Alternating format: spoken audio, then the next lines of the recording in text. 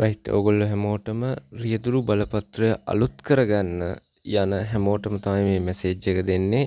ඔයගොල්ලෝ නුගේගොඩ NTMI එකේ news එකක් ගියා මේ ළඟදී රියදුරු බලපත්‍රය එක දවසින් අලුත් කරගෙන සියලුම කටයුතු කරගන්න පුළුවන් කියලා. ඒක ඇත්ත. එහෙම කරගන්න පුළුවන්. හැබැයි දැනට මේ වෙනකොට NTMI එකෙන් පළවෙනි 150කට විතරයි දෛනිකව රියදුරු බලපත්‍රය අලුත් කර ගැනීම සඳහා වෙන අදාළ ටෙම්පරරි කොලේ ලබා දෙන්නේ. ඉතුරු කට්ටියට නැවත දිනයකදී RMB එකට ගිහිල්ලා අලුත් කර ගැනීමේ කටයුතු කරන්න වෙනවා. එතකොට ඕගොල්ලෝ NTMI එකට රියදුරු බලපත්‍රය අලුත් කරගන්න යන්න හිතා ඉන්නවනම් උදේම යන්න ඕනේ. උදේම ගිහිල්ලා අනිවාර්යයෙන්ම පළවෙනි 154ට ඇතුළත් වෙන්න ඕනේ. මෙඩිකල් එක අරගෙන පළවෙනි 150 අතරට ඇතුළත් වෙලා ඔයාලට පුළුවන් හවස් වෙද්දී රියදුරු බලපත්‍රය අලුත් කර ගැනීමේ ක්‍රියාවලිය සම්පූර්ණ කරගෙන එක දවසින් මේ වැඩේ ඉවර කරගෙන එන්න. එහෙම නැති වුණොත් ඔයගොල්ලන්ට මේ වෙනුවෙන් දවස් දෙකක් වැය කරන්න සිද්ධ වෙනවා. ඒක නිසා හොඳට මතක තියාගන්න පළවෙනි 150ට විතරයි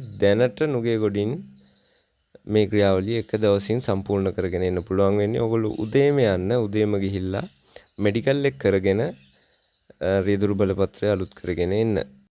මගේ channel එකත් subscribe කරගෙනම යන්න. ස්තුතියි.